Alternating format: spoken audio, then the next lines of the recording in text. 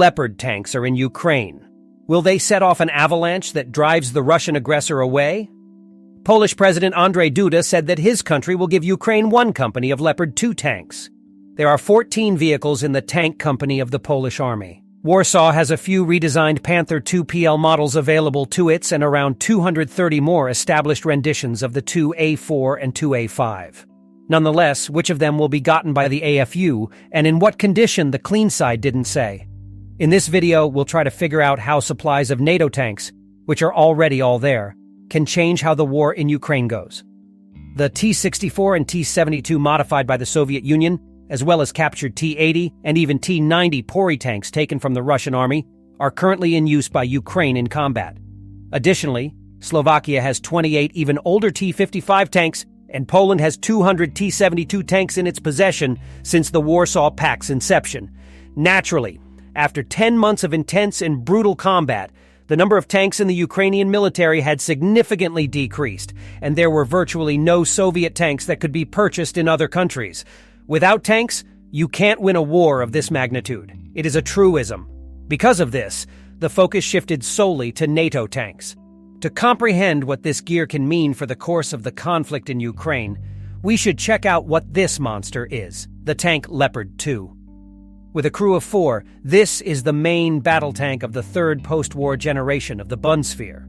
The Leopard 2 is made by Krauss Maffei Wegmann GmbH, one of the biggest names in the German military industry. Many experts think it's the best weapon in the world because it has a great fire control system, a great gun, and solid armor. It can accelerate to 72 kilometers per hour and brake in a matter of seconds despite its 70 tons of weight.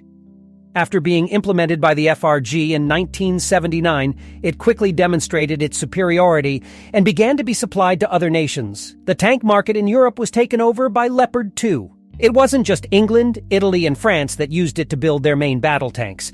Interestingly, Leopard 2 was sometimes called the Euro Leopard and the Global Leopard after it spread outside of Europe. In 1979, production of the tank began. The primary country to buy these tanks from Germany was Denmark, which had rejected the American M1 Abrams as a result of its exorbitant cost. In 1983, Switzerland became a buyer, and other nations followed its lead. The Leopard 2's production came to an end in 1990, with approximately 3,200 units produced. The Leopard 2 A7 Plus, which many experts consider to be the best main battle tank, is the most recent addition to the tank's ever-expanding list of modifications. However, Ukraine will, of course, install a significantly older Leopard 2A4, preferably 2A5, so we'll take them into account in this review. The vehicle has a design that became a standard for German tank construction. A self-supporting turret in the middle of the hull, a rear-mounted engine, and control units. Chobham combined armor is included with the Leopard 2's equipment. Additional armor can be mounted on the upper frontal plate and multi-layer anti-shock shields that can be taken off before transportation safeguard the sides. On the frontal plane of the hull, the Leopard 2 A4 has 640 millimeters of armor protection. Beginning with the Leopard 2 A5, additional armor modules protecting the tank's front were added, increasing protection even further. The German tank's disadvantage has always been its inadequate underbody protection, which ranges from 20 to 60 millimeters. The driver had almost no chance of surviving if mines blew up the vehicle. A superimposed armor plate was mounted on the bottom of the Leopard 2 A4M and Leopard 2 A6M tanks for this reason. However, it is unknown if the upgraded Leopard 2 A4 will be delivered to the Ukrainian army. Because the commander's EMS-1 observation unit is right in it, the turrets are shielded by composite armor that is 860 millimeters thick on the right and 660 millimeters thick on the left. The turret's side plates are angled at 30 degrees and have a thickness of 310 millimeters. To one side of the driver, there are 27 rounds of first-round ammo. There is a compartment for an additional 15 rounds at the rear of the turret, separated from the crew compartment by an armored wall.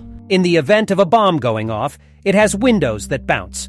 The crew has a good chance of escape because the main shockwave energy escapes through them. Contrast this technical solution with Soviet tanks, in which all ammunition is hidden beneath the crew compartment.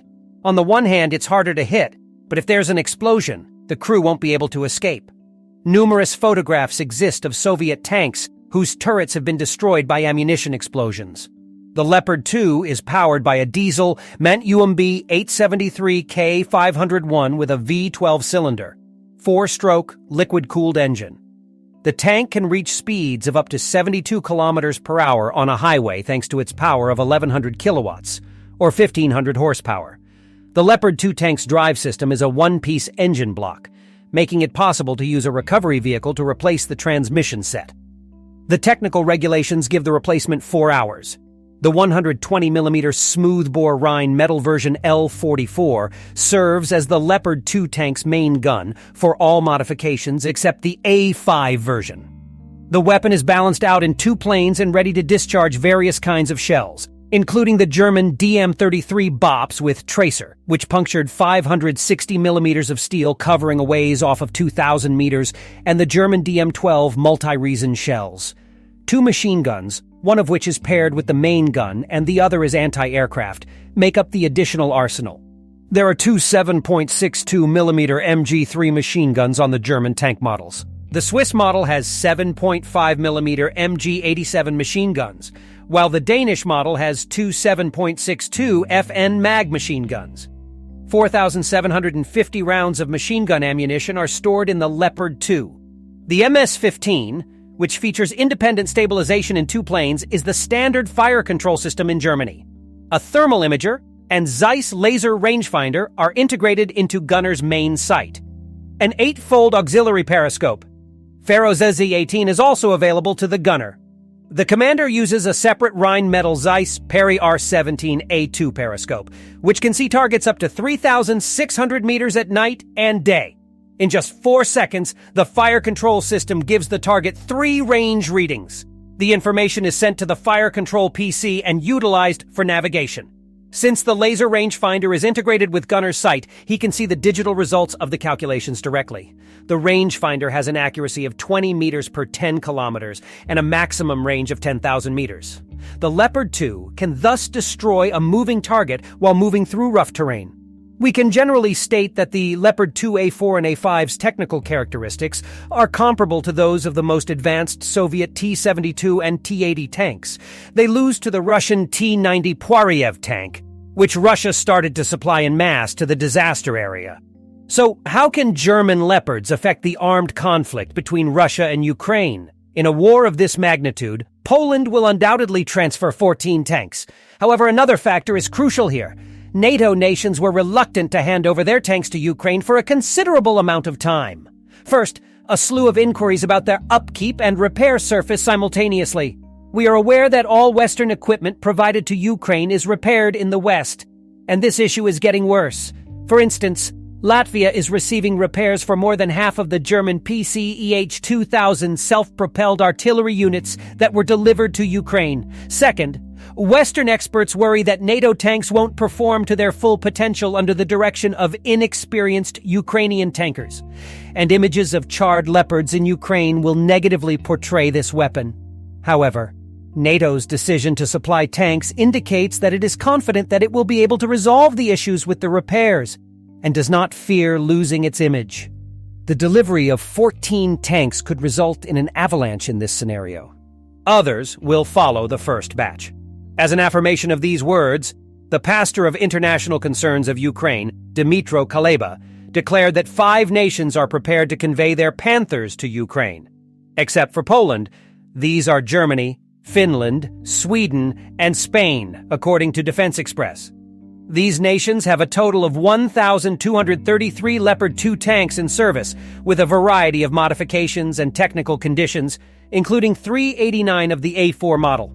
In addition, sources told The Independent, a British newspaper, that British Prime Minister Rishi Sunak had decided to give Ukraine a tank company with 12 Challenger 2s.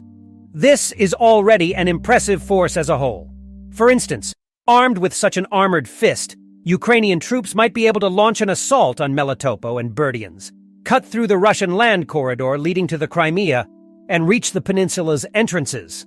Such a hostile could end up being a distinct advantage in this conflict, motivating Ukrainians and their Western partners the same, bringing about significantly more gigantic outfitted shipments. Then it would be a truly massive avalanche. How do you feel about the Leopard 2 supplies going to Ukraine? post a comment about it in the box below. Please rate the video with a thumbs up if you found it enjoyable. Likewise, remember to buy into our channel. See you next time if you don't want to miss any new stories about modern weapons.